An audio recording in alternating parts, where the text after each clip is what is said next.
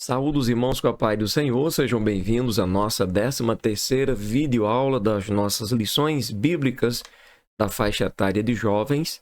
Estamos encerrando hoje o nosso segundo trimestre, do ano de 2023 e estaremos encerrando com esta lição maravilhosa que trata sobre o seguinte assunto: a beleza da unidade espiritual. Hoje estaremos observando aqui o Salmo de número 133. Salmo 133, versículo de número 1, está escrito: ó quão bom e quão suave é que os irmãos vivam em união. A unidade da Igreja de Cristo começa em Deus, em nosso relacionamento pessoal com Cristo. Novamente, para você entender, a unidade da Igreja de Cristo começa em Deus, em nosso relacionamento pessoal com Cristo. O que o autor quis dizer aqui para nós? Quis dizer com muita clareza de que se não tivermos relacionamento com Cristo, também não seremos capazes de nos relacionar bem com os irmãos. Portanto, para que a igreja tenha condições de ter um bom relacionamento, uma boa unidade, é preciso que antes os seus membros tenham relacionamento pessoal no seu dia a dia, na sua individualidade com o Senhor e Salvador Jesus. Porque esta amizade com Cristo vai refletir nos nossos relacionamentos interpessoais. Nosso texto bíblico, da nossa lição de hoje, Salmo 133, ó quão bom e quão suave é que os irmãos vivam em união, é como óleo precioso sobre a cabeça que desce sobre a barba de Arão, e que desce a orla das suas vestes, como o orvalho do Hermon, que desce sobre os montes de Sião, porque ali o Senhor ordena a bênção e a vida para sempre. Temos uma outra porção bíblica muito importante, onde vai falar sobre a unidade, a unidade entre os cristãos, muito desejada por Deus e pedida pelo próprio Cristo. João 17, verso 20 ao 23. Ele disse o seguinte, orando ao Pai. O próprio Jesus disse: eu não rogo somente por estes, mas também por aqueles que, pela sua palavra, hão de crer em mim, para que todos sejam um como tu, ó Pai, o és em mim, e eu em ti, que também estes, ou que também eles sejam um em nós, para que o mundo creia que tu me enviaste. E eu dei-lhes a glória que a mim me deste, para que sejam um, como nós somos um. Eu neles e tu em mim, para que eles sejam perfeitos em unidade, e para que o mundo conheça que tu me enviaste a mim, e que tens amado a eles como me tens amado a mim. Então vemos um elo de ligação muito forte entre o Pai e o Filho, e o desejo, tanto do Pai como do Filho, de que os seus seguidores sejam unânimes. É a vontade de Deus. Se você perguntar, mas qual a vontade de Deus ao nosso respeito? Uma das vontades maravilhosas de Deus é que o seu povo seja unido, unânimes, que nós sejamos capazes de sermos bons construtores de amizade sadia uns para com os outros. Introdução. Nesta lição, estudaremos a respeito do tema da unidade encontrado no Salmo 133.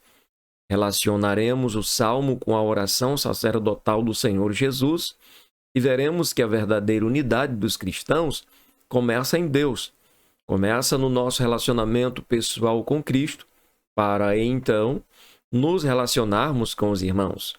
Esse relacionamento passa pela perseverança na doutrina, na piedade e no serviço cristão. O relacionamento entre os cristãos passa pela doutrina, nós precisamos aprender o ensinamento do Senhor, passa pela piedade, pela vida dedicada a Deus, e no serviço cristão, vida dedicada ao próximo.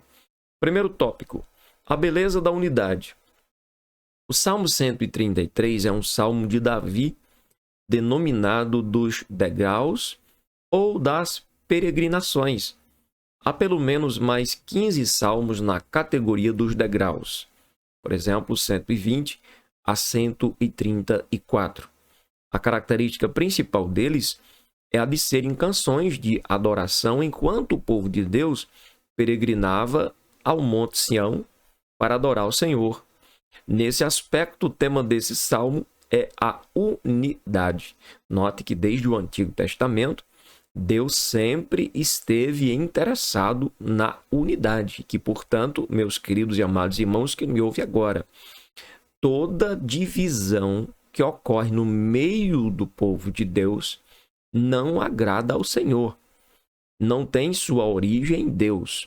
Toda divisão, separação, né, todo desprezo de um para com o outro são coisas provenientes de outro. No caso aqui me refiro ao maligno, que é o único maior interessado em descaracterizar as coisas de Deus. O desejo do coração do Pai, desde o povo do Antigo Testamento até os dias de hoje, é que o povo de Deus seja unânime, já que Deus está no centro, no meio, que o seu povo esteja unânime em torno deste Deus maravilhoso. Na adoração, a unidade é o elemento indispensável. Não adianta nos reunirmos para adorar se não estivermos unânimes. Não adianta alguém imaginar, eu adoro sozinho no meu canto e ele adora para lá e não quero nada com ele, com ela e tal. Esse comportamento não agrada o Senhor. É o contraponto a qualquer ideia de egoísmo. Deus não apoia, Deus não aprova, Deus não acoberta egoísmo, orgulho de ninguém. De ninguém. E toda divisão, separação, falta de unidade tem sua origem nesse sentimento maligno, o orgulho. O orgulho não é um sentimento natural. O orgulho é um sentimento que teve sua origem naquele que não tem nada com Cristo, né? Que é o próprio Satanás. Então, é o contraponto a qualquer ideia de egoísmo ou disputa. O Salmo 133 revela a beleza da unidade de uma família natural, bem como da família espiritual. Segundo o subtópico, a unidade é boa e suave. Nesse versículo, duas expressões se destacam, que são elas, quão bom e suave. O salmista deseja demonstrar a beleza da unidade entre irmãos de uma família natural para animar a unidade espiritual da nação. Aqui devemos levar em conta que nem sempre é possível que irmãos de carne habitem na mesma família. Passagens da Bíblia mostram isso a respeito de Esaú e Jacó, por exemplo, e o desentendimento entre Abraão e o seu sobrinho Ló. Na verdade, houve uma discussão, um problema com os pastores deles, que pastoreavam o rebanho, tanto do Abraão como do Ló. E aí, por causa que estava havendo problema, a terra era pequena para os dois, foi necessário haver uma separação. Um foi para um lado e o outro ficou ali, naquela região. Então, quando irmãos vivem guerreando entre si, famílias inteiras sofrem. Entretanto, a força desse primeiro versículo reside exatamente em perceber que se há degradação na desarmonia familiar, há beleza na unidade e harmonia entre irmãos. A família toda é abençoada. A paz e a harmonia predominam, bondade e suavidade têm lugar na família. Quem não gosta de desfrutar da bondade e também da suavidade de um ambiente familiar? Essa imagem da unidade familiar deve transbordar para a unidade espiritual, pois o salmista espera que os peregrinos israelitas apliquem essa verdade ao subir unidos para adorar no templo. Paulo chega a escrever acerca desse assunto, quando escreve a Timóteo, ele diz: quero, portanto, que os homens orem em todo lugar, levantando mãos santas sem ira e nem contenda. Quer dizer, na adoração não é concebível a ira, nem tampouco a contenda. Na realidade, né, da igreja local, somos irmãos espirituais em Cristo, e como é belo, bom e suave quando a unidade é a nossa realidade. Deus se agrada, Deus se faz presente. Terceiro, duas imagens: o óleo da unção e o orvalho de Hermon. Davi, o salmista, usa duas imagens para falar a respeito do valor e da beleza da unidade, que é o óleo da unção e o orvalho de Hermon. Falaremos acerca das duas coisas separadamente. Primeiro, o óleo da unção sobre o sumo sacerdote. A consagração do sumo sacerdote acontecia apenas uma vez na vida dele e tratava-se de coisa santa. O perfume do óleo exalava todo o ambiente conforme ele escorria sobre o corpo do sumo sacerdote, sua cabeça e barba, bem como suas vestes. A comparação é clara. A unidade espiritual, observada do ponto de vista de Deus, é coisa santa, é coisa sagrada, que destila bom perfume, formosura e doçura em qualquer ambiente pelo qual passar. Quer dizer, a unidade dos cristãos produz um ambiente de um perfume agradável, de um aroma agradável. Isto tanto para nós que vivemos em união, como também para o próprio Deus. O próprio Deus, podemos afirmar que ele pode, né? Isso é uma forma da gente expressar para você entender melhor. Ele pode respirar este ar de pureza, este ar de doçura, né? Este ar de um perfume agradável às suas narinas quando vivemos em união. Né? Deus se agrada do ambiente em que nós estamos unidos. Quando, ao contrário, guerras, pelejas, contendas, o Senhor não suporta, porque o ambiente fica de um cheiro horrível, né? de um mau cheiro, né? Estranho, que não agrada, né? As suas narinas. B. O orvalho de Hermon que desce sobre os montes de Sião. Do ponto de vista geográfico, o Monte Hermon está bem distante do Monte de Sião. Estes ficam no sentido sul, aquele em sentido norte. O Hermon é cercado de uma região em que o sol é escaldante. Entretanto, por ser um monte bem elevado, seu pico sempre está coberto de neve. É o orvalho do Hermon que levará frescor e vida à área de vegetação castigada pelo sol escaldante, até chegar ao Monte de Sião, a morada do Deus Todo-Poderoso, de onde ele ordena todas as bênçãos. Assim, é o amor fraterno, é o amor, é a unidade entre os irmãos. Ele traz frescor em período de sequidão, saúde em momento de enfermidade, conforto, alegria e vida para a família espiritual. A nossa unidade, a nossa união é super agradável a Deus. É bom em todos os sentidos. Portanto, meus irmãos, vamos cultivar a unidade cristã. Não vamos contribuir em nada, nem colaborar em nada para que irmãos vivam se arranhando, para que irmãos vivam se desentendendo, para que irmãos não se sintam bem um com o outro. Não vamos colaborar em nada. Se você ouviu um irmão falar algo mal de outro, não passe para o outro, aconselhe esse irmão a que possa orar e interceder pela vida do outro que está faltoso. E essas coisas vão agradar o coração de Deus. Segundo tópico, unidos para a fidelidade e frutificação. Subtópico 1, unidade na igreja. Da mesma forma que o salmista desejava que a nação compreendesse o valor, a beleza e a importância da unidade espiritual, nosso Senhor desejou a perfeita unidade de sua igreja. O Senhor Jesus não só desejou isso, como orou por isso. Essa oração tem uma perspectiva futura a respeito dos que hão de crer em mim, como ele disse. Nosso Senhor sabia que a unidade é boa e suave, e sua igreja não pode renunciar a ela. A igreja não pode renunciar à unidade. Se a igreja renunciar à unidade, ela vai estar lutando só. Deus não vai estar com a gente.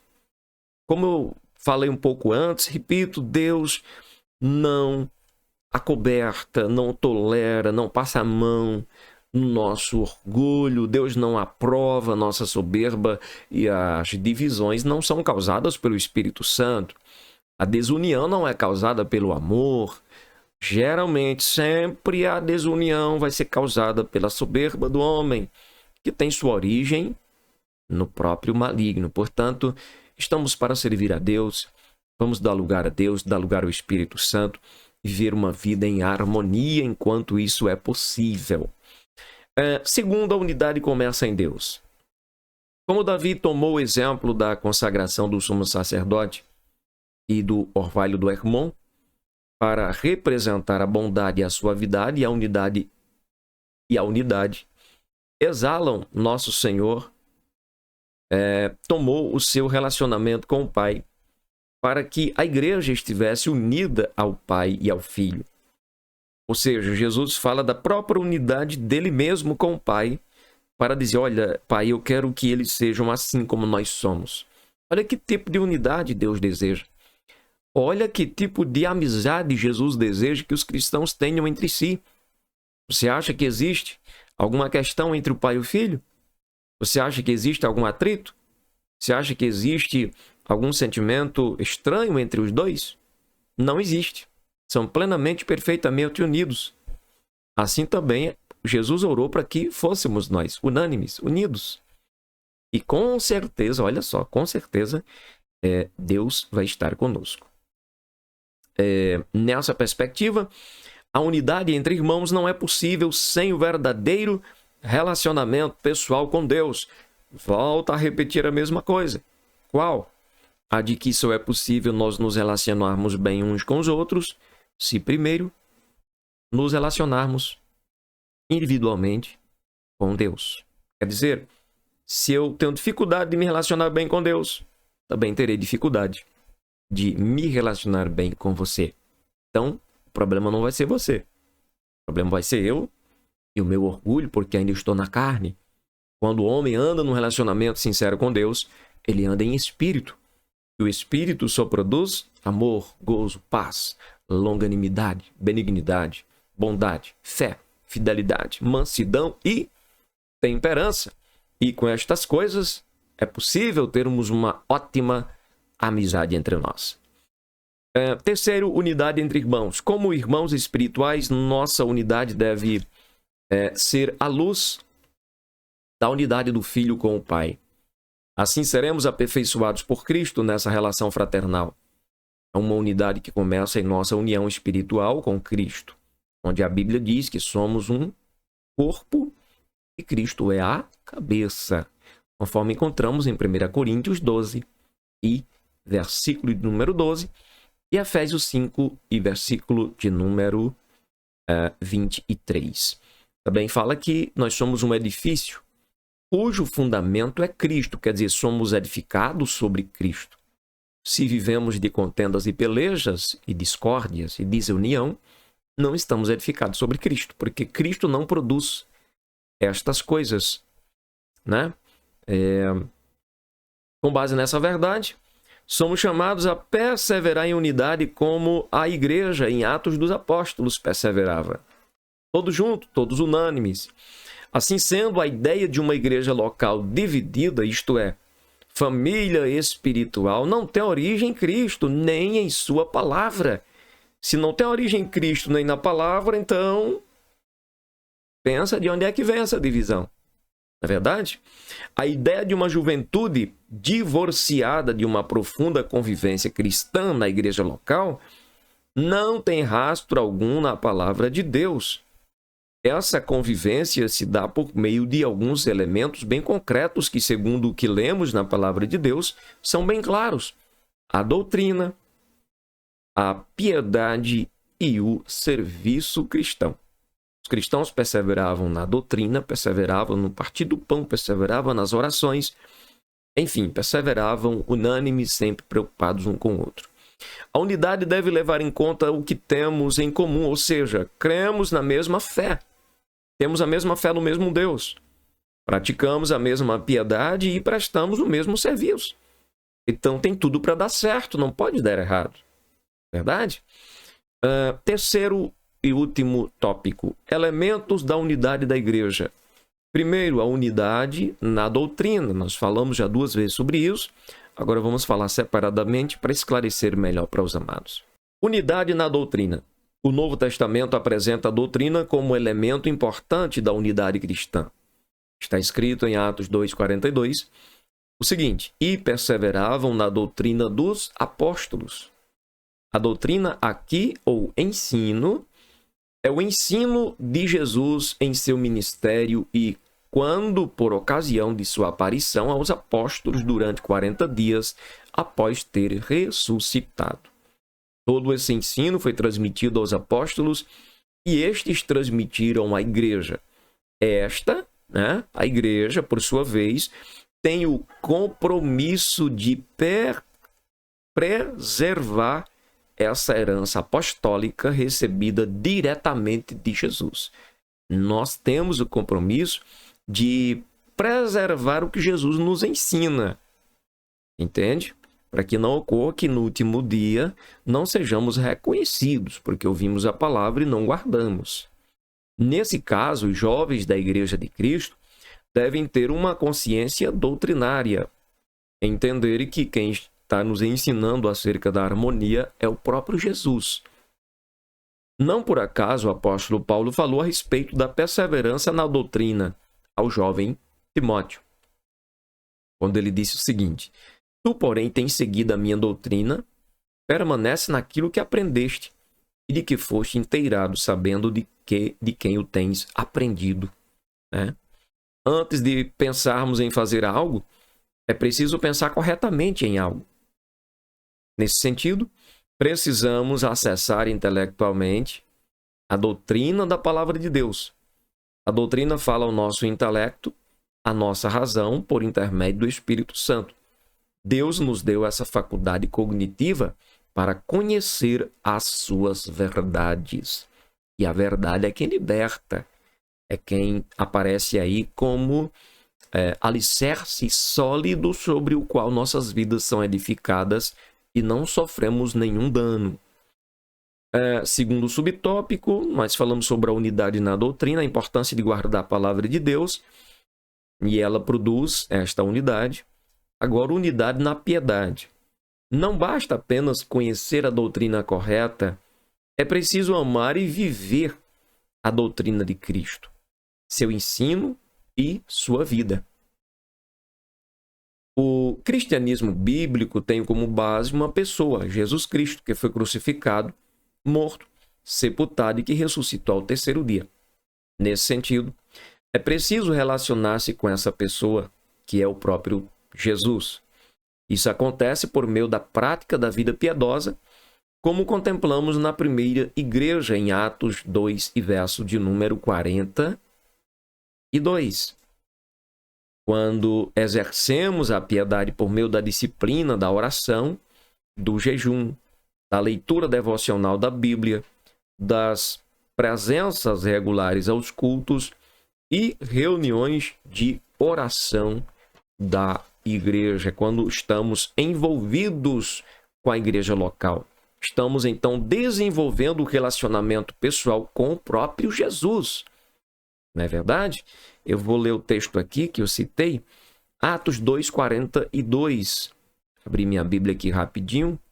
2, verso 42, está escrito o seguinte: e perseveravam na doutrina dos apóstolos e na comunhão e no partir do pão e nas orações. Hoje nos deparamos com alguns cristãos mal instruídos, mal discipulados, mal ensinados que acreditam que Deus ouve as suas orações individuais, ele independentemente da congregação local. Entende?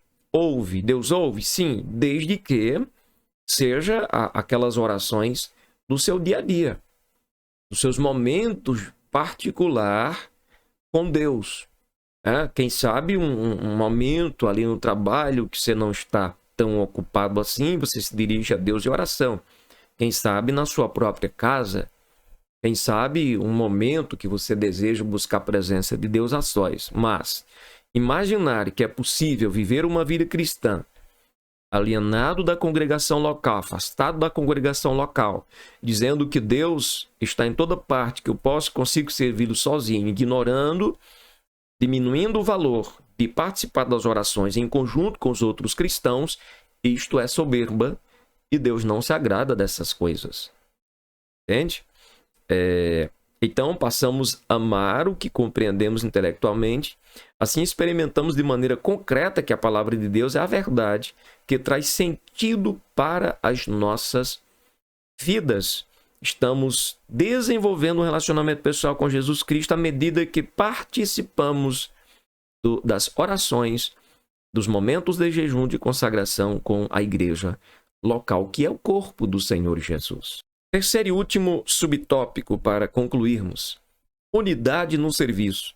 Devemos conhecer a doutrina de Cristo, amar a pessoa de Cristo e praticar o que ele ensinou. Aqui nos referimos à prática das boas obras em favor do próximo, como acontecia na vida da Igreja Apostólica. Partilhar os bens para suprir a necessidade de uma pessoa como resultado da compreensão do conteúdo transmitido pelos apóstolos e do amor despertado pelo relacionamento com o Senhor, era uma marca da Igreja de Atos. É uma bênção quando há unidade entre os cristãos com a finalidade de suprir as necessidades de nossos irmãos. Certamente você deve conhecer alguém em sua igreja que precise de uma mão estendida. Assim, a juventude cristã é chamada para servir ao próximo em unidade, como consequência de pensar corretamente o que Jesus ensinou, de amar a pessoa dele e, por isso, fazer o que ele ordenou, que é servir ao seu próximo. Portanto, pensemos na mesma doutrina, amemos a mesma pessoa e pratiquemos o que Jesus ensinou, porque isso é agradável a ele. Portanto, concluímos a nossa última lição, na nossa lição bíblica de jovens, dizendo que o Salmo 133 nos ensina a beleza da unidade entre o povo de Deus.